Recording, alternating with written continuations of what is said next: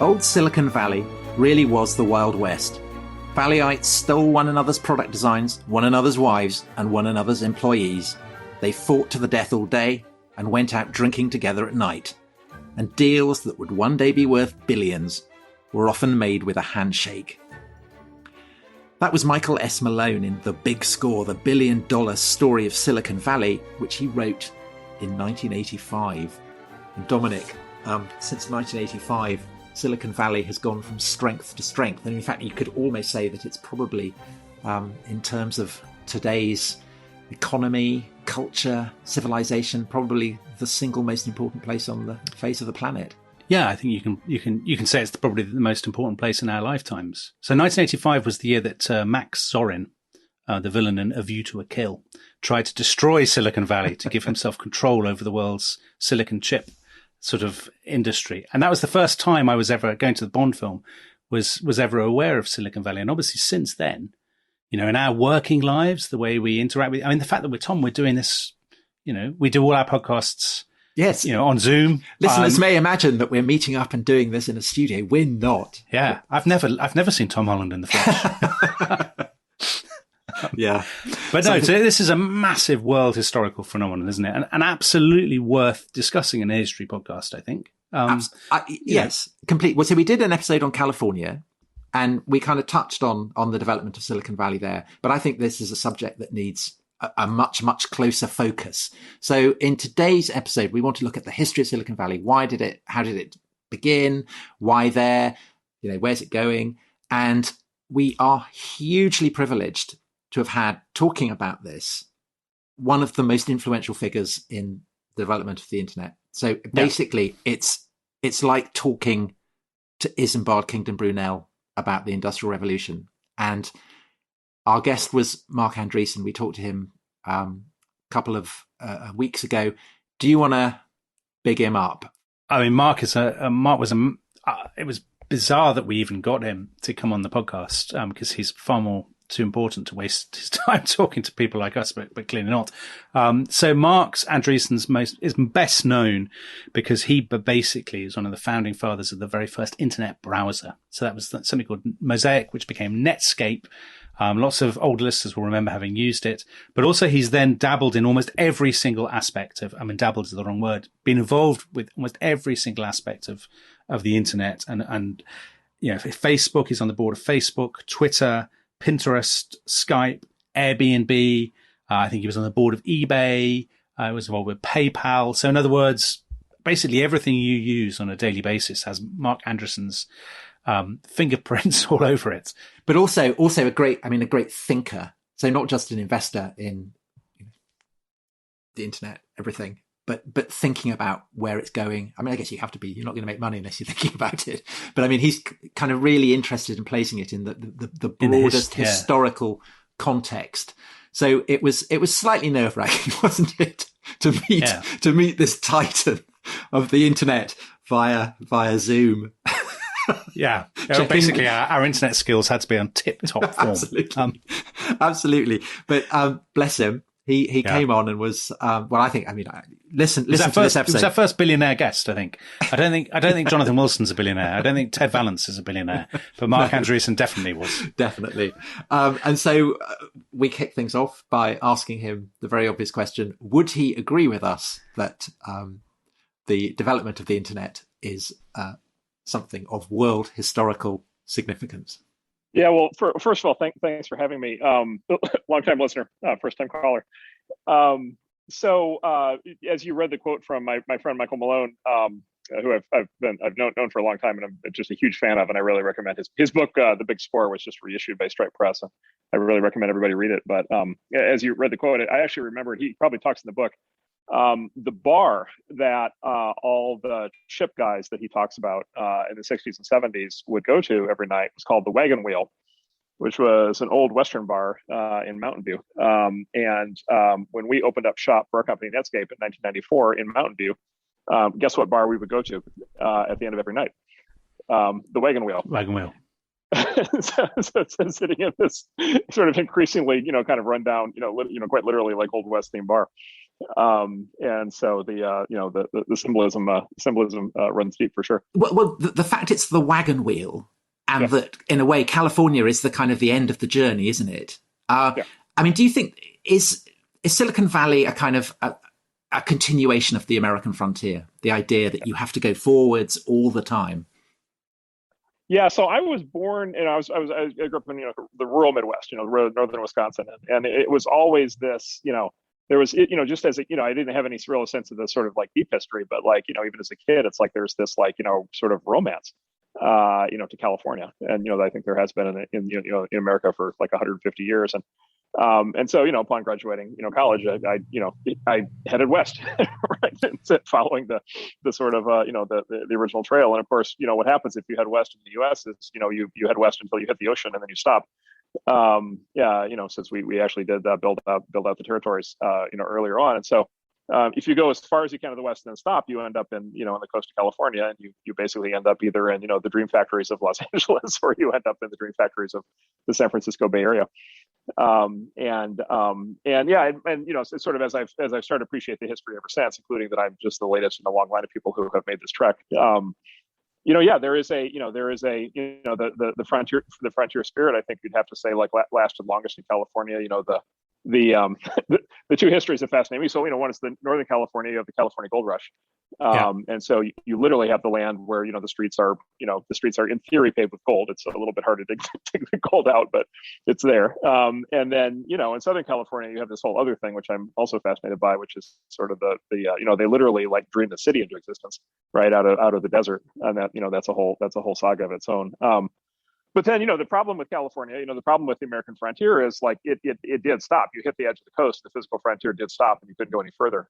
And so, my sense is, what's basically been happening since the literal development of the physical frontier, is that we have been busily, building basically new virtual frontiers. And of course, right? Of course, the internet is the new virtual frontier. Of course, the center of the development of the internet turned out to be, California. And if you were sort of dating this revolution, if we want to place it in time as well as in place, when do you think it really started? So the World War II, or before that, or in the 70s? When should we start our story? Yeah, so there's another friend of mine actually. His name is Steve Blank, and he's a longtime Valley entrepreneur himself, and actually has become quite a historian in more recent years. And he has this talk you can find on YouTube, and I think it's called the Deep History of Silicon Valley. And he's sort of reconstructed, kind of it as far back as you can go. So the typical way the story is told is that it starts basically with Hewlett Packard. So it starts with an engineering dean at Stanford named Fred Terman, who basically encouraged his young students, Bill and Dave, right, Bill Hewlett and Dave Packard, to start Hewlett Packard. They actually started Hewlett Packard in the late 1930s. They then actually put the company on ice for 7 years because they go off to fight World War II. And so they put it in suspended animation, go fight the war. They come back, they sort of, de-thought, in 1945, and it becomes kind of the iconic Silicon Valley company. So that's the typical history. There, Steve argues there's actually a prehistory to it, and the prehistory actually is the development of military technology for between World War I and World War II. And so there were a series of basically advanced R&D labs in Northern California in the 1920s and 1930s that developed a lot of the key technologies around radar and around guidance systems and around modern aircraft control systems for aircraft. And in fact, there's still, a significant engineering presence out here for Lockheed Martin and other defense contractors, that's kind of buried amidst the tech companies. And so he actually argues it actually predates that actually the actual engineering culture actually started with the development of post World War I. His argument basically is like World War I was like the first war where, basically, at least in America, people were like, okay, technology is really going to matter. Like, it's not, it's going to be, aircraft are going to, in particular, play a huge role. And so they recruited the best and brightest and put them to work out here. So that's the alternate theory. So you've got the military, and I suppose also you've got Hollywood to the south. So you've got the idea of creating dreams. Stanford also is quite important, isn't it? You've got this incredible university at Palo Alto, and you need the brightest and the best to fuel this revolution, right? Yeah, there's a few really interesting things about Stanford. So, Stanford, I think first of all, Stanford absolutely plays a central role. It's 100% correct, and we could talk at length about that. I think there's a few interesting things about Stanford historically. So one is, I think, it's fair to say that it's a university on par with, the Ivy League, but it's technically not part of the Ivy League. And it was started much later than the universities in the Ivy League. It's a product of the 1880s, 1890s, right? So it's a product of the railroad boom and the sort of quote unquote robber barons of that era. And you may know that the university itself is named Stanford because it's named after Leland Stanford Jr., who was the son of Leland Stanford, who was one of the main people who built out railroads in the U.S. His son tragically died at the age of 16, and so he and his wife, started the university to basically carry on his son's legacy, their son's legacy. And so, it's a sort of the university is a product of kind of the second industrial revolution. It also was, of course, geographically isolated, right? It wasn't on the East Coast with the rest of the Ivy League. And then the combination of, I think, being started later and not being on the East Coast meant both that it was more insecure, but also more open-minded. And then, you go forward not that far, right? Between whatever, let's say it was founded in its modern form around 1890, it was only about, 40 years until this guy I mentioned, Fred Terman, had Bill and Dave, in his class there and encouraged them to start their first company. So, very quickly developed into what it is today. The most remarkable thing about Stanford, both then and now, compared to many other research universities, is Stanford is very laissez-faire on allowing its both students and faculty to start companies based on the research work that they do when they're on campus. Most universities, including the one I went to, University of Illinois, are sort of intrinsically hostile to the idea that students or faculty would sort of quote unquote take research off campus and turn it into a business for a variety of reasons. And Stanford has always been openly encouraging of that, and it's it's a model that's worked obviously just incredibly well. And so it's you have to give Stanford credit not just for the intellectual property of the Valley, but also sort of creating this ethos that knowledge exists to be able to use to build products and build businesses, which is not normal. And Mark, stereotypically, the kind of people who came to California in the kind of gold rush, and then in later kind of migrations, they came from the Midwest. They were kind of white Protestants from rural backgrounds seeking a new life. Is that true? Do you think of the people who come west to sort of kickstart the computer revolution as well? So it was true in the 30s, 40s, 50s. And another historical figure that sort of matches the template, by the way, that you could trace is Philo Farnsworth, who was the sort of credited as sort of the inventor of color television. He was another classic example of basically the Midwest farm boy who came to San Francisco and created technology. Bob Noyce is sort of in many ways sort of the godfather of Silicon Valley, along with Hewlett and Packard. Bob Noyce was the co-founder and CEO of Intel, and was kind of the father figure kind of through the 50s and 60s. He was an Iowa farm boy, right along the lines of what you described. And so that for sure is an archetype. And obviously, I'm another one of those. Not to compare myself to these guys, but I fit that archetype perfectly. I discovered to my enormous shock later on. But really, then what happened was, starting in the 1960s and 1970s, the phenomenon basically just radically expanded, and in particular in terms of global imports of talent.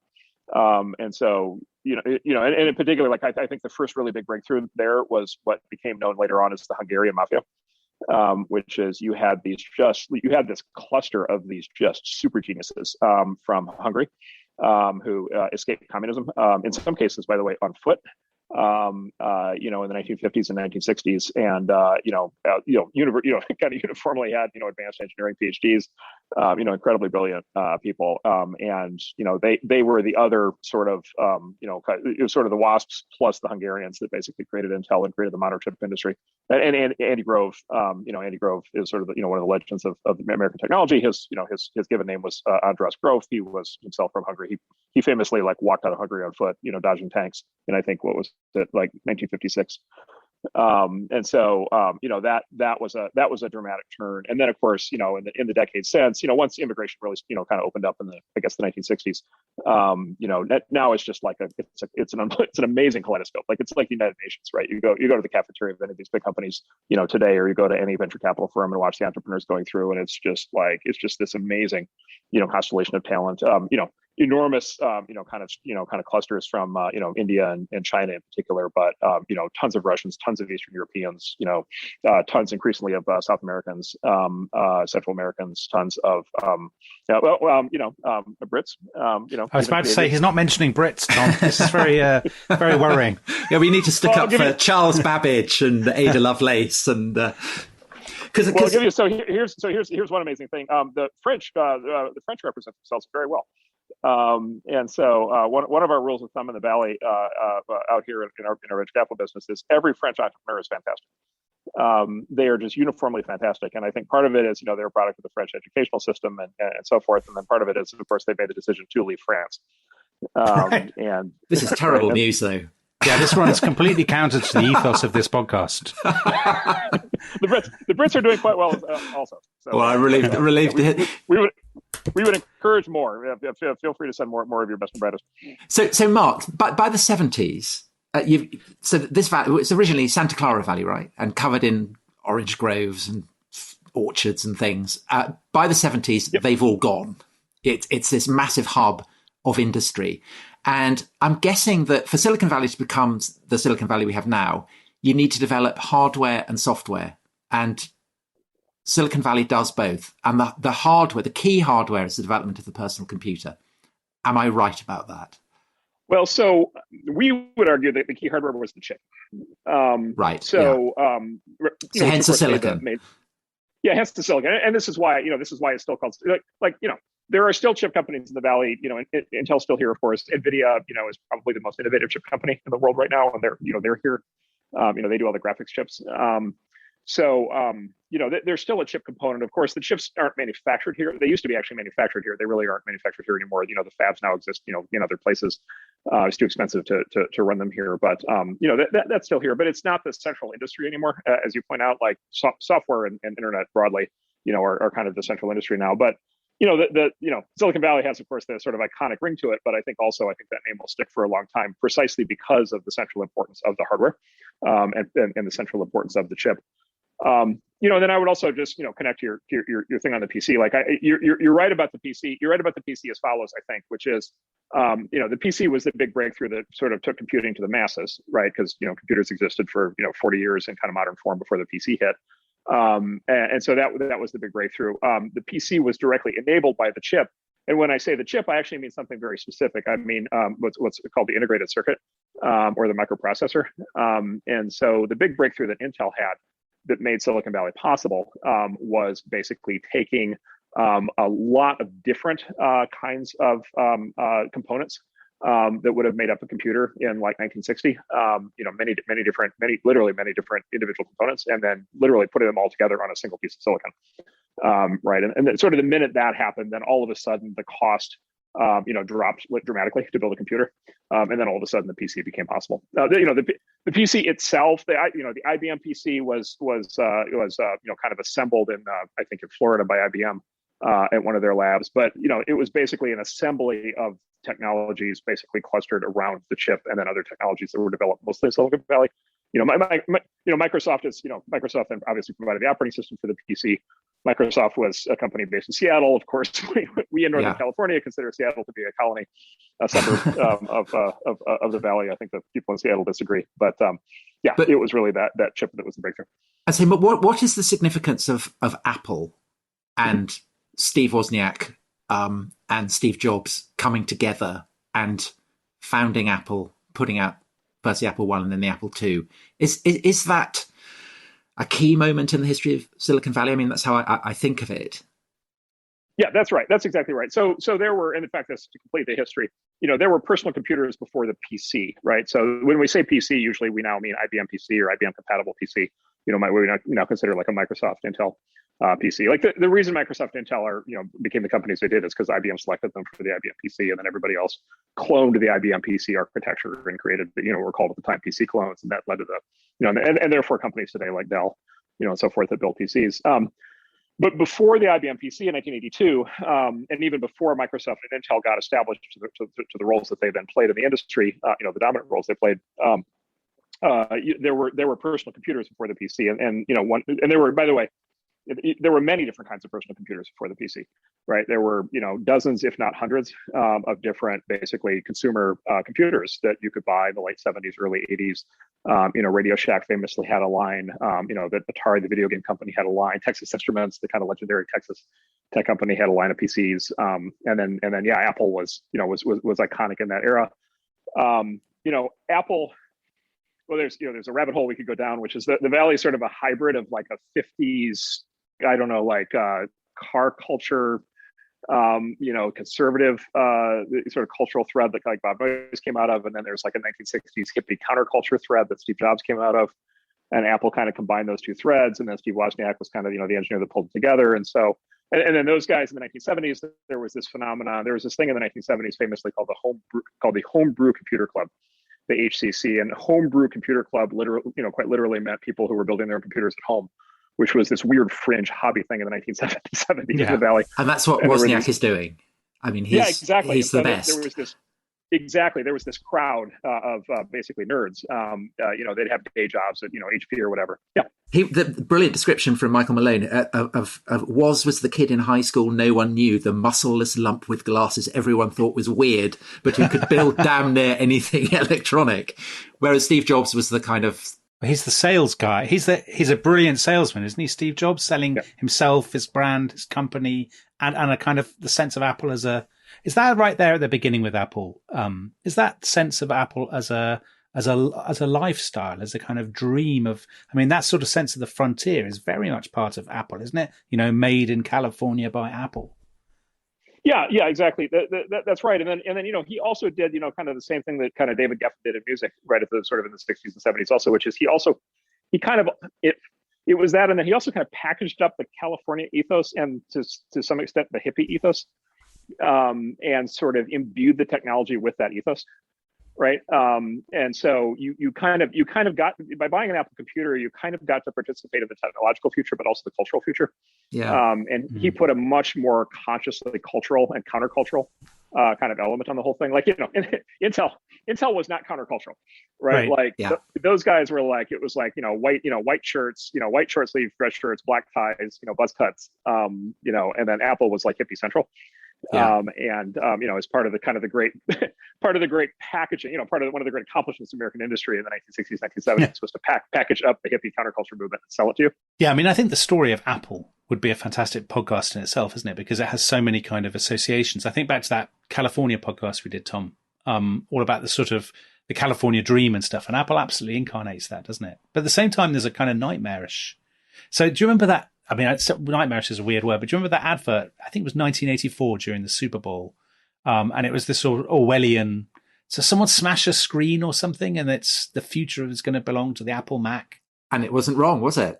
It wasn't wrong. But I think talking of commercial breaks, the perfect opportunity to go to commercial break ourselves. The Super Bowl had Apple. Let's see what we've got. I think we've got much better ads than Apple's had. Let's find out.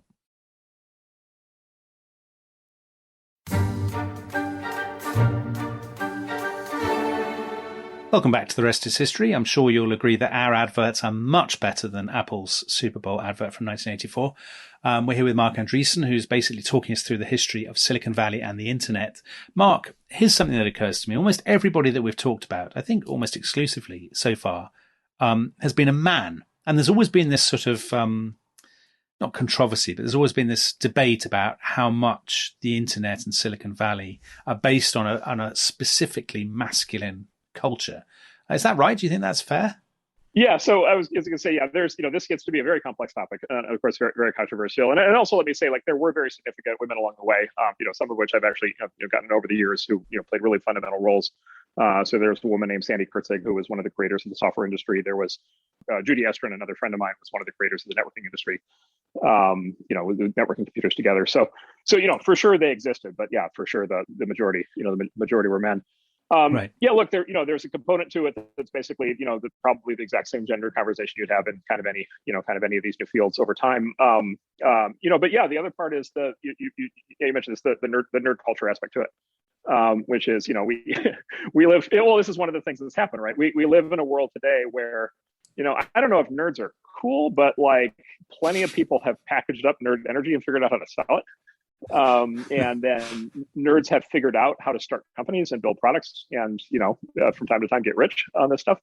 And so there's a status hierarchy and a sort of a success in life that sort of nerds have sort of developed over the last 30 or 40 years that probably didn't exist before that. And so there was definitely a component to that. I think the Homebrew Computer Club would have been thrilled. Had more women showed up to one of the meetings. Yeah, well, they maybe not known what to say. Yes. So we have we've got the PC. We've got this kind of incredible concentration of first American and then global talent concentrated south of San Francisco, and then you've got the internet. So, what's the significance of the internet? How does the internet take off and kind That's of a big fuse? question, Tom. I know, but I know you are the one man I can ask this question to, and know that you won't be bullshitting when you answer. Well, so the internet, so like a lot of the tech industry, so the internet starts with a story of basically military research, right? So the internet starts with a generation of research starting in the 1950s, and the literal origins, right, of it were nuclear command and control networks, right? Which is, so you're the United States in the 1950s. You're embarking on the Cold War. You've got these nuclear missiles and silos all over the country, and on submarines and on aircraft and so forth, and you have to have a control system. But of course, the problem with nuclear command and control is what happens if there's a nuclear war and your command and control system gets knocked out, right? And so then you can never, your counter-strike ability is lost, and then the game theory says, the minute that happens, the minute the other side knows they can take out your command and control system, then the game theory of nuclear war says they have to launch the first strike immediately because that's the chance. So this is this is one of the biggest kind of highest tension issues in the military technology space. So it's basically, how do you build a network? How do you build a computer network that can withstand a nuclear war? Well, and so the key principle became, how do you route around damage, right? And so if one node of the network is taken out, how can you still get a message from point A to point B? And that led to this idea of packet switching, which is the basis of kind of the modern internet. That then gets commercialized starting in the 1960s by a whole series of companies, including my friend Judy. And then, subsequently, the federal government funds this project in the 1980s called the NSFNet, National Science Foundation, and they basically pay for the first kind of high-speed broadband internet in the way that we know and understand it. That links together a whole bunch of research universities, and then, basically by the late 1980s, you have kind of the internet up and running in its modern form, but it's very contained to, a relatively small set of users who are very technically sophisticated, basically either at major research universities or military defense labs or big companies of different kinds. And then, things kind of rolled along for a while in that mode. And then, of course, more famously, starting in the early 90s, the internet became a consumer medium. And of course, that was the big breakthrough kind of in 93, 94. And then, the rest is more well known. And you talked about, what was it, Eternal September? Eternal September. So there was this phenomenon. So the internet, in retrospect, the internet between, call it, the internet in its kind of modern form as existed, call it from the early 80s to now, but like from the early 80s to the early 90s, there was this about 10-year window, like I said, where it was this pretty esoteric thing. It was very hard to actually get on the internet. Like you couldn't, your PC that you bought off the shelf did not have internet connectivity built in. It didn't have any of the software or hardware that you needed to be on the internet. So like just normal people at home were not on the internet in those days. And so what would happen basically is, it was this sort of esoteric thing, and then it was a very sort of implicitly selected group of users who were these extremely technically sophisticated users. They were almost all working professionals with advanced engineering degrees, very intellectual, very engineering focused, engineering culture. So the internet, like in the 1980s, basically, for example, there was like no spam, there was no fraud, there was no trolling, there was no abuse, there was no misinformation, there was no hate speech. It was like there was a utopian element to it, just sort of as a consequence of the people who could get on it.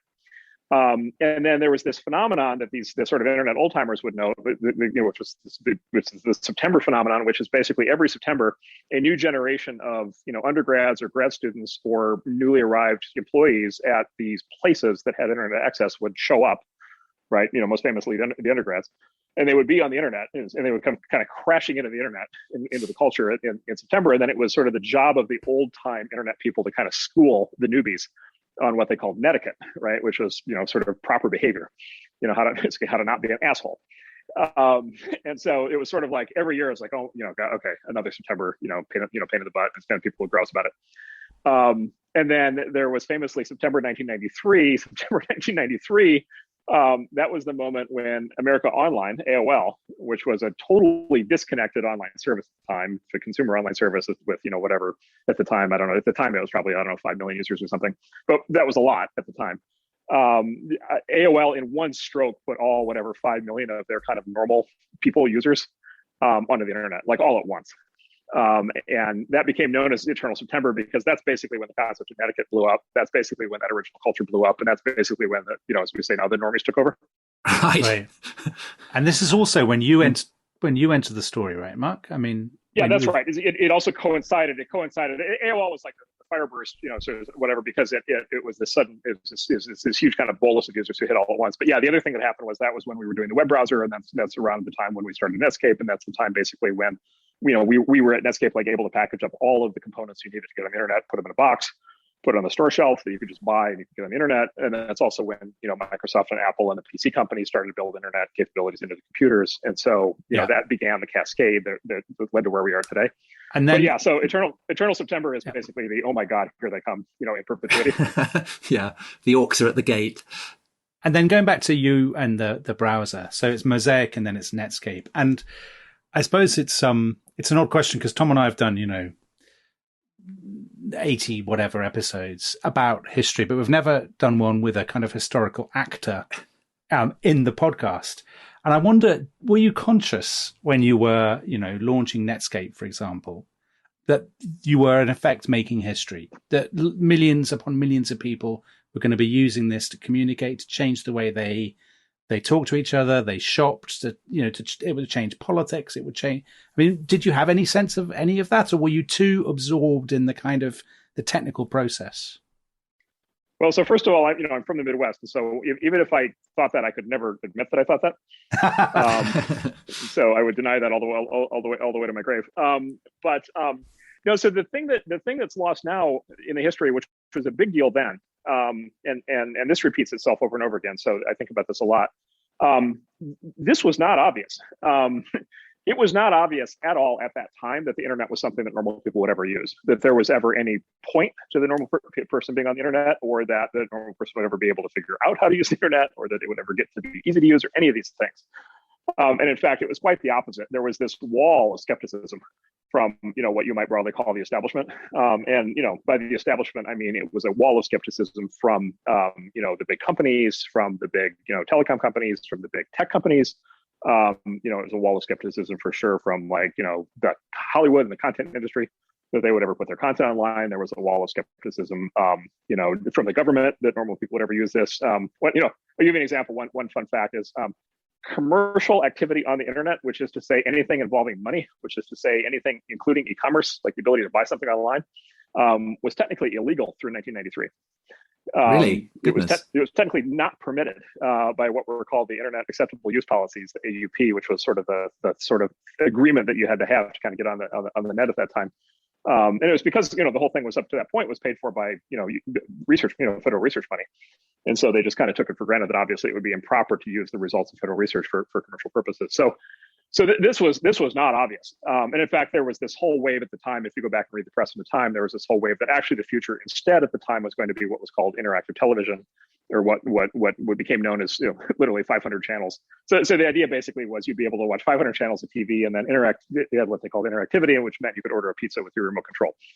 And so it was there this the sort of world, the sort of all the people in power at that time kind of had this view that there was just basically going to be, that the role of the consumer, this is actually right, the role of the consumer, the role of the individual is to be a couch potato, right? Is to be a passive recipient, right, of content created by big companies, to sit on the couch, absorb, and by the way, there's some truth to this, right? Here we are with Netflix, sit on the couch, absorb all this stuff, and then, every once in a while click to, either buy a pizza or maybe they'll drop off some toilet paper or something like that. This idea that individual users at scale were going to be part of a truly interactive network where they were going to be able to contribute just as much as they consumed, right? And then more taking us up to today, it's a sort of massive impact of social media. The idea that you'd have all these people contributing their thoughts, whether you want to hear them or not, like that. That was just viewed as that was just crazy. Like people just were like that. that's just complete crazy talk. And so what we knew was that the internet worked for the people who were already on it, and that it worked much better for those people than I think a lot of kind of normal people were understanding at that point. And then here's what I never understood. I mentioned the eternal September. There's another side to the September phenomenon, which is, so I was as an undergrad at the University of Illinois. The entire campus was wired for broadband. It was on the internet. You could see the whole thing. But the assumption was when you graduated, you would stop using it, right? You would just like stop using it. You would be on email until you graduated, then you're off email, right? And I was like, well, that doesn't make any sense. And so I think that the honest answer is you could squint and you could kind of say, okay, like forget for a moment whether or not this will take among the broader population, but like if it does, like what would that mean and how big could this get? And you could squint and you could see that because you could see those behaviors, but it was still a big conceptual leap that this would be mainstream.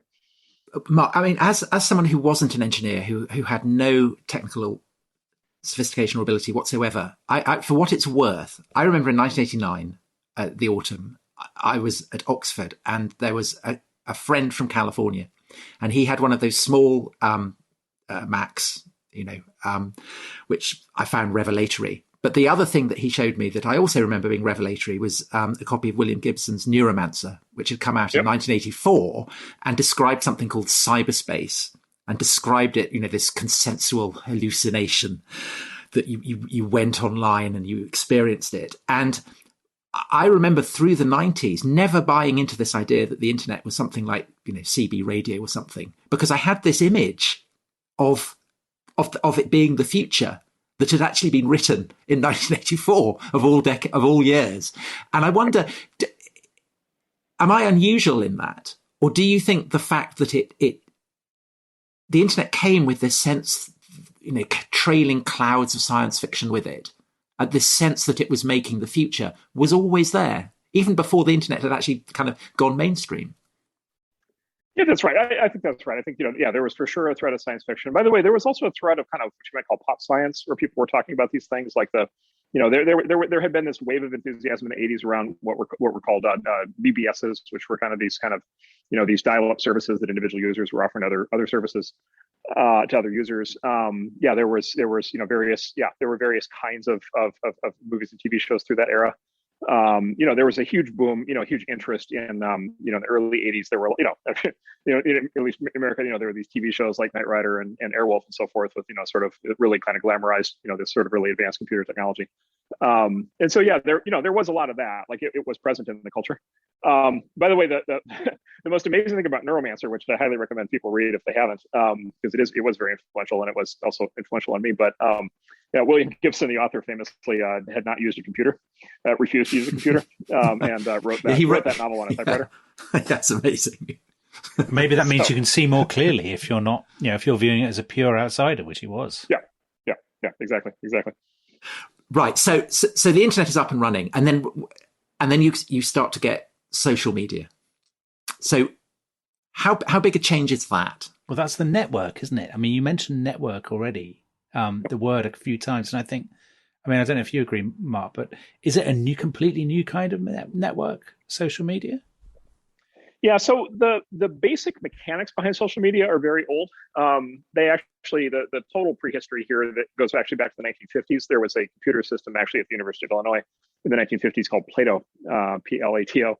You guys will appreciate the name. It was actually an interactive multi-user computer system in the 1950s that they built basically entirely by hand. It was very crude by obviously our standards, but it had, the minute they had it up and running, they had different, kind of nodes networked together. And then the minute they did that, they had messaging happening between the nodes. And then they had, multiplayer games, and you could put, status messages and kind of say, I'm out of the office, or I'm, available to chat, or I'm hungry, or, whatever. And so, they had the rudiments right up front. The 1960s, multi-user computing kind of went a little bit more broad. Again, the first thing you did when you network computers together, even in a small environment, even like in an office environment, was you started to have messaging and these kinds of, kind of rudimentary social features. And then, like I said, you had in the 80s, you had this boom, even before kind of the internet went mainstream, you had this boom in what were called these bulletin board systems, or BBSs, where people would log in and, have these, they would have literally bulletin boards, they'd have forums, and there would be everything from classified ads to, dating applications to, to ability to chat with other users. And then, AOL, CompuServe, Prodigy were these kind of commercialized BBSs. They had a lot of these capabilities. And so like there was, you know, a lot of these, like the general pattern that I've seen is like for any of these things that like break through to the mass market in tech, it's like there's always like a 40 or 50 year kind of back history as sort of the ideas are being incubated. Social media as we know it today, you know, kind of broke out. It actually started in the late 90s. You know, there was Friendster in around 2000, there was MySpace in around 2002, and then, you know, Facebook kind of hit the scene in 2004, 2005. You know, there were a couple things that really kind of catalyzed the sort of massive social networking boom starting in the mid 2000s, you know, really with like Facebook and LinkedIn and Twitter. I would say the two big things is one is just that happened to be when the consumer internet actually kind of became mainstream. Which is actually an interesting historical thing because the 90s were the quote unquote .com boom, but even most Americans were not on the internet in the 1990s. Right? It was still a minority thing to even do. And it wasn't really until the mid 2000s that you started to have kind of the tip where a majority of the population actually got on the internet. And that was also around the same time that broadband, you know, actually became a thing. And so there was just this kind of moment there where you kind of hit critical mass on the users. And then the other thing was, you know, the sort of other just gigantic, I think, innovation in retrospect, in particular around Facebook, which had a huge impact on things, was Mark Zuckerberg was the first internet entrepreneur who basically, you know, stood up with a straight face and said, people are going to use their real names on the internet. Right. And right, which is really interesting because like basically before that, and this is again kind of maybe lost history now, but like before that, the assumption was you could use the internet all day long, but the one thing you would never do is use your real name, right? You would always use a number or what is called a screen name or, you know, whatever, a login ID or something, or a pseudonym of some kind. And you would basically do that. Why? Well, because everybody knew, right? Everybody's like, the internet's not the real world. Like it's this other different thing. You know, it's this kind of weird thing. It's kind of nerdy and weird. By the way, you know, Dungeons and Dragons kind of. Yeah. And then, by the way, it's the Wild West. If you know, and this was a term at the time. You know, a lot of the press coverage in the 1990s were the internet is the Wild West, and you know, and at that point, it was like, you know, there are criminals in the Wild West. They're bad guys. You know, there's spam and there's, you know, fraud, and there was this whole like one of the big things we had to get early in the 90s, get people comfortable with was like basically the idea of ever basically paying for anything online, and you know, credit cards were kind of the way people paid for things online. And you know, the idea of putting your credit card number on the internet was like a very scary thing for a long time. And so it's another one of these things where like, you know, you might get stolen. Identity, there was a whole rush of panic around identity theft, or identity might get stolen. It would ruin your life if people found out who you were. So yeah, it was like everybody put a mask on. And then, you know, it's one of these generational things where, you know, Mark Zuckerberg is, you know, was what he's probably 15. Was probably 15 years younger than I am or something. So, you know, and he kind of, you know, kind of came of age in the 90s as all this stuff was happening. And to him, it was just like, oh, it was just a different mentality. It's like, oh, obviously this is going to be part of everyday life. You know, obviously this is going to be something that you do all the time. But just obviously you should represent yourself. Like it should be you. Like, why wouldn't it be? And then that, you know, I think that was really the tipping point, because at that point, then all of a sudden it was like the internet changed from like this land of weird, you know, all these, you know, this sort of, I don't know, sort of weird, I don't know, low-end video game or something where you had all these kind of fake people running around. All of a sudden, it's like, oh my God, they're all my friends, right? There they are, right? And then that was the big breakthrough. So, Tom, I've never gone on Facebook. Are you on Facebook? I'm not on Facebook. No, no. But for the same reason I'm not on crack. But that's your reason for not playing Assassin's Creed. Exactly. I have a very addictive personality, and I'm nervous for all these things. But also in the case of Facebook, it is kind of, I suppose, a kind of nervousness about having all my most intimate details singing off to California to be processed. Yeah, but this is coming from a man who live tweets his walks. I know, but that's a terrible thing. That's why I know that I should never go on Facebook, and why I always vowed that I would never do a podcast. So right, yeah. There you go. So I think that's probably the perfect note on which to bring this episode to an end. Yes. And to set up the second episode with Marc Andreessen, where we will talk about social media, we'll talk about so software eating the world, and the kind of broader sense in which, you know, how do we place this in the broadest context of history? How does this relate to printing and so on? So, and of course, in you know, to honour your commitment to your disregard for social media, we should be advertising it on Twitter, as we always do. And I might even sign up to Facebook to do it. Very good. We'll see you next time for part 2. Bye-bye.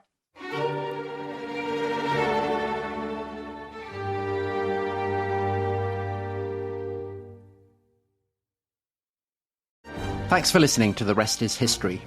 For bonus episodes, early access, ad-free listening, and access to our chat community, please sign up at restishistorypod.com. That's restishistorypod.com.